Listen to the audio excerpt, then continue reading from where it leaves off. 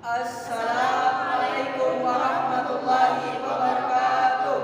Kami dari kelompok 3 di sini ingin menjelaskan tentang pendekatan fenomenologi dalam penelitian keagamaan yang beranggotakan saya sendiri Siti Abdurrahman, Saya Ristiana Drastari. Saya Sally Dwi Pangesti. Saya Ramdhani Sanadi. Selamat menyaksikan. Pengertian. Pendekatan fenomenologi merupakan pendekatan ilmiah yang berupaya mencari esensi dari apa yang sebenarnya terjadi di balik segala bentuk manifestasi agama yang ada pada kehidupan manusia, terjadi di dalam kehidupan manusia. Fenomenologi berasal dari bahasa Yunani yang mengandung arti menampak, painomenon, merujuk kepada yang menampak, fenomena yang merupakan fakta yang didasari dan masuk ke dalam kesadaran manusia. Pengertian fenomenologi agama menurut beberapa ahli diantaranya. Yang pertama, menurut C.J. Blacker, sebagaimana dikutip Sudiarja, adalah studi agama dengan cara membandingkan berbagai fenomena yang sama dari berbagai agama untuk memperoleh prinsip universal.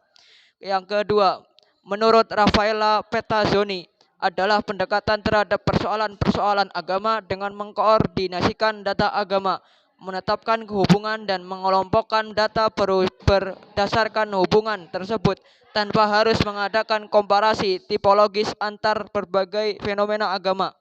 Menurut Cox, fenomenologi agama adalah sebuah metode yang menyesuaikan prosedur-prosedur penundaan penilaian-penilaian sebelumnya dan intuisi eidetis melihat ke dalam makna agama dengan kajian terhadap beragam ekspresi simbolik yang direspons oleh sebagai nilai yang tidak terbatas buat mereka.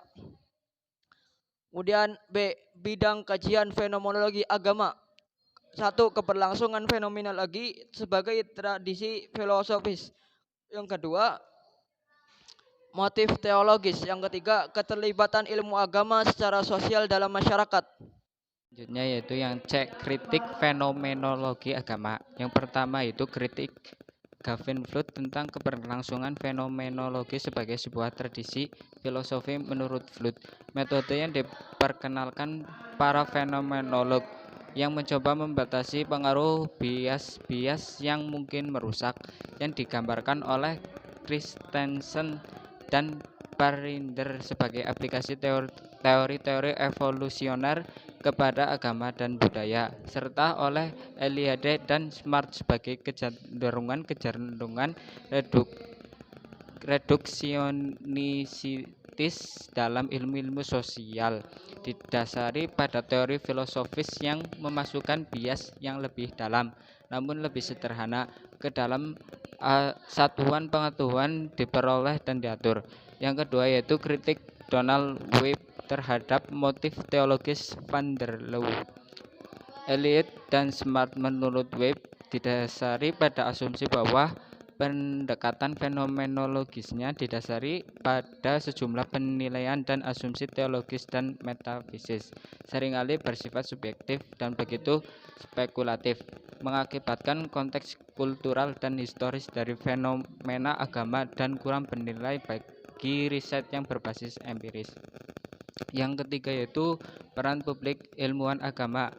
Peran publik di sini bukanlah keterlibatan praktis dengan isu-isu sosial dan politik, namun sebagai seorang kritik yang membuka tabir, mekanisme kekuasaan dan kontrol.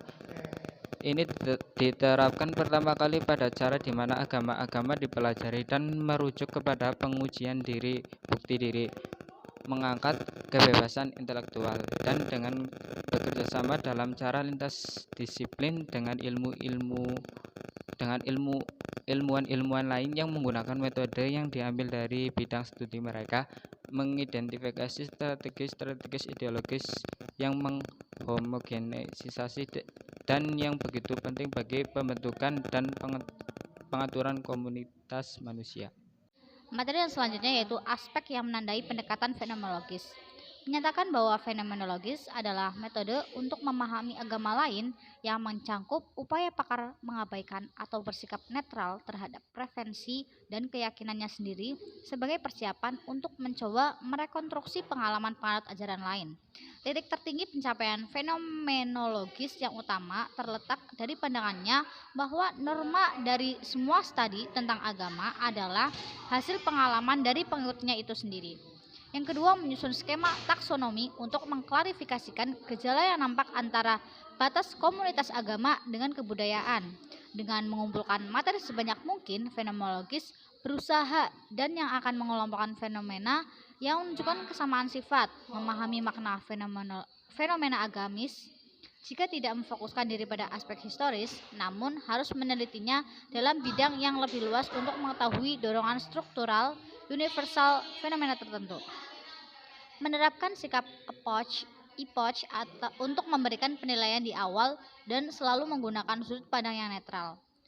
Adapun yang keempat yaitu menemukan setiap hubungan struktural dari berbagai informasi yang telah dikumpulkan untuk mendapatkan pemahaman holistik dari berbagai aspek yang paling dalam dari suatu agama tertentu.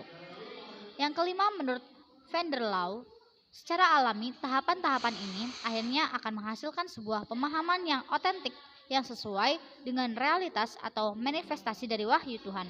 Yang terakhir, fenomenologi di sini tidak berdiri sendiri, tetapi selalu memiliki hubungan dengan pendekatan lain agar bisa menjaga sikap objektivitas.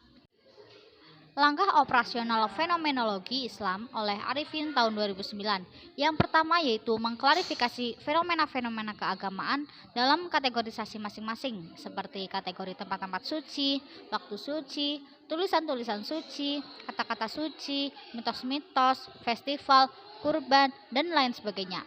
Yang kedua, melaksanakan interpolasi ke dalam kehidupan pribadi dari peneliti. Hal ini mengandung arti bahwa seorang peneliti diminta untuk berpartisipasi dan menyatu ke dalam sebuah keberagaman dari objek penelitiannya guna mendapatkan pemahaman serta pengalaman untuk diri peneliti itu sendiri. Selanjutnya, kemunculan fenomenologi agama. Asal mula kajian ilmiah tentang agama umumnya dapat dilacak pada awal abad ke-19 dan awal abad ke-20, khususnya karena pengaruh Renaissance. Dalam disiplin keilmuan yang berbeda seperti linguistik, kajian-kajian tekstual, bidang-bidang studi yang sedang muncul seperti antropologi, sosiologi, arkeologi, dan dalam bidang keilmuan yang dikenal sebagai sains agama. Tujuan utama keilmuan tersebut pada masa-masa awal ialah untuk memberikan deskripsi yang objektif, khususnya untuk komunitas akademis barat, tentang berbagai aspek kehidupan beragama di seluruh dunia, biasanya untuk membuat perbandingan-perbandingan yang akan mendemonstrasikan superioritas budaya dan agama barat ketimbang agama dan budaya dari belahan dunia yang berbeda. Selanjutnya, aplikasi pendekatan fenomenologi dalam penelitian agama. Ada 3. Yang pertama, memahami perspektif filosofis di balik pendekatan itu, khususnya konsep tentang mempelajari bagaimana orang mengalami fenomena. Yang kedua, menulis pertanyaan-pertanyaan penelitian yang mengeksplorasi makna dari suatu pengalaman bagi individu dan meminta individu untuk menggambarkan pengalaman hidup mereka sehari-hari. Dan yang ketiga, mengumpulkan data dari individu yang mengalami fenomena yang sedang diteliti. Sekian dari kami. Wassalamualaikum warahmatullahi wabarakatuh.